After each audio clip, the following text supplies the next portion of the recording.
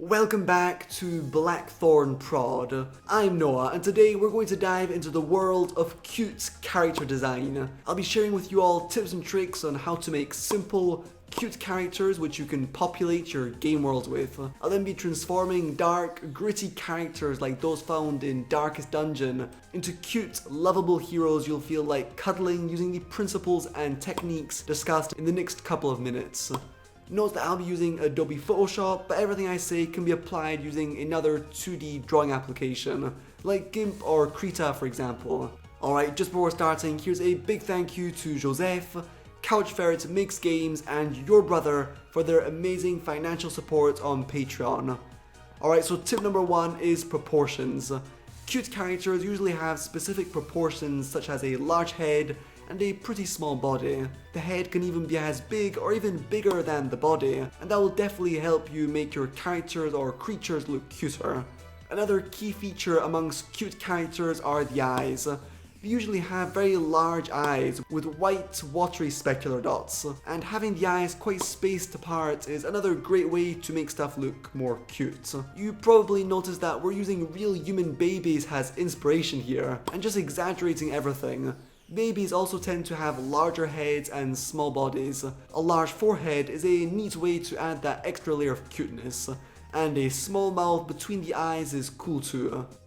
Tip 2 is to look at reference pictures. Babies or small cute animals can be a great source of inspiration when trying to make your own cute designs. It can really help a lot. But of course your character doesn't need to obey all these rules to look cute. You can very well have a character with a small forehead or a big mouth that still looks adorable. These are just general tips that you can take or leave. But yeah, keep in mind that in general, cute character designs have small, chibi proportions, somewhat like a baby. Take a look at the Binding of Isaac. This game is horrific. The player is crying over poop, gory monsters, and undead nightmares. But there's still something very cute about this world, and that's partly because of the chibi proportions and specular, spaced out eyes, and rounded shapes. Which brings us to tip number 3, use lots of round shapes. A round, soft character feels less dangerous, more innocent like a baby, and all in all more cute. Also try and give your characters smooth outlines. A shaky or sharp outline will remove some of that cuteness. Making smooth outlines takes practice.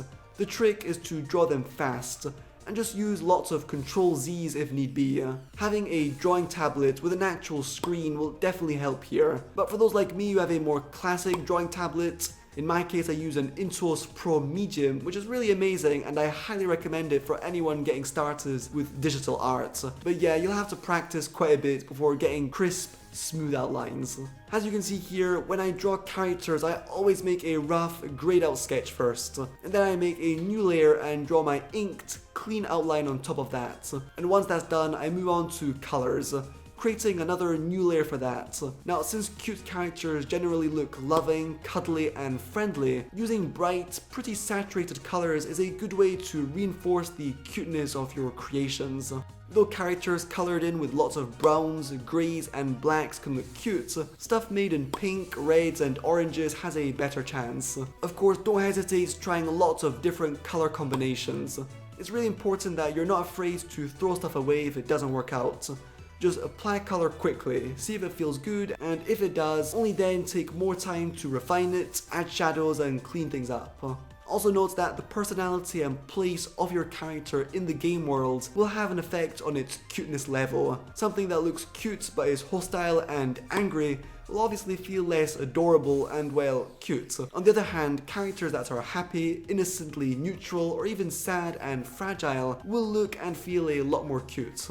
And lastly, cute characters tend to be simple. Adding too much detail to a character that is supposed to be cute will remove a lot of its cute appeal. So keep things simple. Don't use dozens of colors. Make your characters small to avoid that temptation of adding loads of small wrinkles, folds, and details. And that's about it. That's what I try to keep in mind when designing cute, chibi characters. With that all said, let's create a few more cute designs inspired by stuff that isn't actually cute.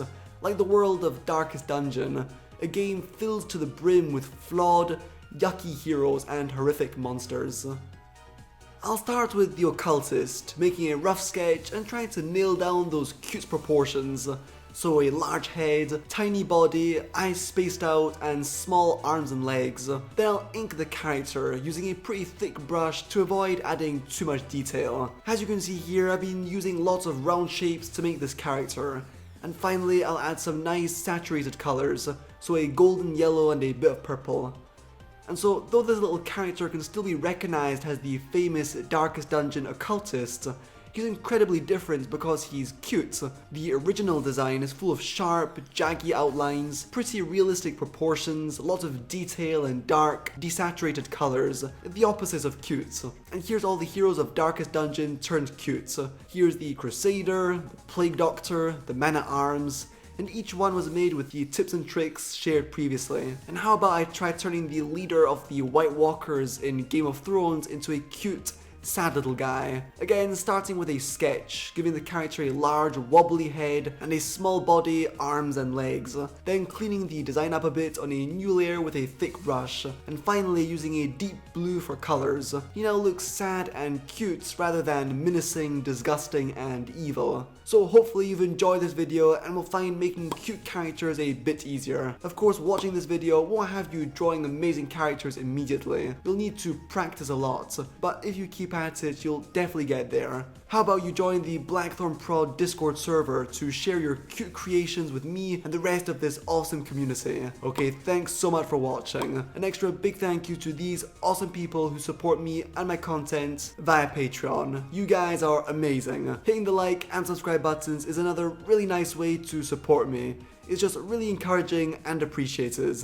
Alright, stay tuned, see you soon, cheers!